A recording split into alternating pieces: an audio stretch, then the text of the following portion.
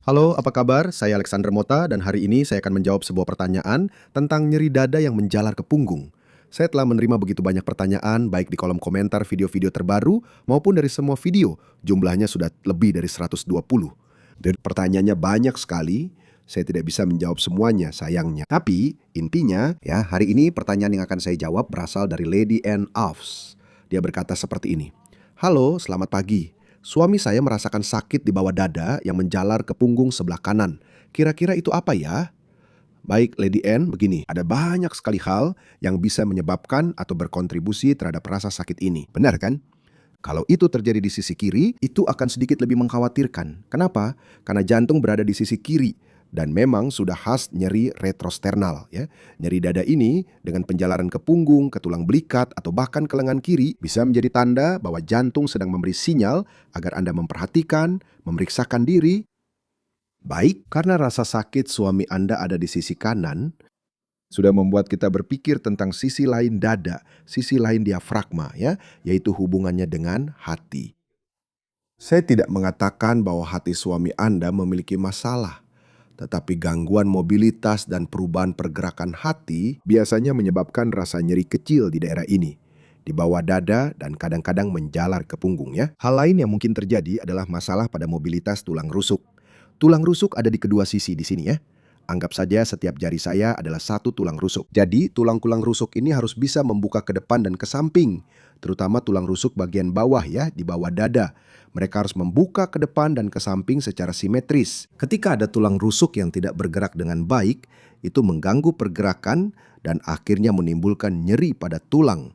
Nyeri pada tulang rusuk itu sendiri, ya. Nyeri otot atau kadang-kadang bahkan ada saraf kecil yang terjepit, tertekan, sehingga menimbulkan rasa nyeri yang mengganggu. Begitu ya, penting bagi suamimu untuk melakukan evaluasi dengan osteopat yang baik untuk melihat apa yang bisa menyebabkan atau mempengaruhi berkontribusi pada rasa nyeri ini. Seringkali itu adalah hal yang sederhana, begitu ya, tapi memang layak untuk dievaluasi ya. Sekarang, apa yang bisa kamu lakukan atau setidaknya membimbing? Bagikan video ini ke suamimu ya, atau ke siapa saja yang merasakan sakit serupa. Kamu bisa melakukan hal berikut. Letakkan tangan di sini, di bawah dada, ya, dan bernapas sambil memperhatikan gerakannya. Bukan untuk menarik napas dalam-dalam, bukan juga untuk mengisi atau mengosongkan paru-paru sekaligus.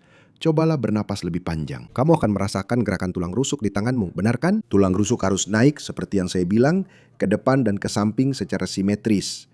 Artinya, sama antara sisi kanan dan kiri. Jika sisi kanan tidak terbuka, maksudnya jika suamimu bernapas dan hanya sisi ini yang terbuka, seperti ini, itu tandanya tulang rusuk tersebut butuh gerakan. Tulang rusuk dan diafragma juga ya. Apa yang bisa dilakukan untuk memperbaikinya? Kamu berbaring di sisi kiri dengan sisi kanan menghadap ke atas. Kamu bahkan bisa meletakkan lengan di sini, di atas kepala. Dan coba bernapas sambil mengarahkan udara ke sisi kanan ini. Saya akan berdiri, tapi bayangkan saya sedang berbaring. Ini tempat tidur saya di sini. Saya berbaring. Jadi ini saya berbaring di sini, lengan di atas sini, dan bernapas dengan cara seolah-olah kamu ingin mengangkat tulang rusuk bagian bawah ini nih.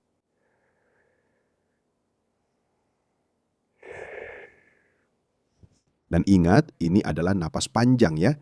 Hampir saja saya menjatuhkan kamera. Kasihan sekali ponselnya. Ini adalah napas panjang. Jadi, kamu akan bernapas seperti ini.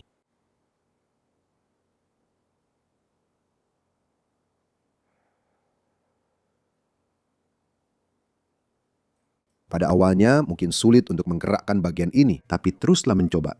Ini bukan soal kekuatan, tapi soal teknik. Jadi, mulai lakukan pada percobaan kedua atau ketiga saat kamu mencoba latihan ini, kamu akan melihat bahwa bagian itu mulai bergerak. Kamu bahkan bisa menggunakan tangan ini. Alih-alih melewatkannya di atas kepala, letakkan saja tangan ini di atas tulang rusuk.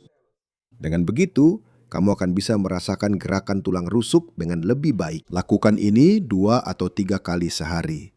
3 atau 4 menit sudah lebih dari cukup untuk mengembalikan mobilitas tulang rusuk yang seimbang. Dan ketika tulang rusuk bergerak secara simetris, itu berarti selain tulang rusuk itu sendiri yang bergerak, diafragma juga berfungsi lebih baik dan organ-organ yang terhubung langsung dengan diafragma, terutama hati di sisi kanan dan lambung di sisi kiri, memiliki mobilitas yang baik, memuaskan.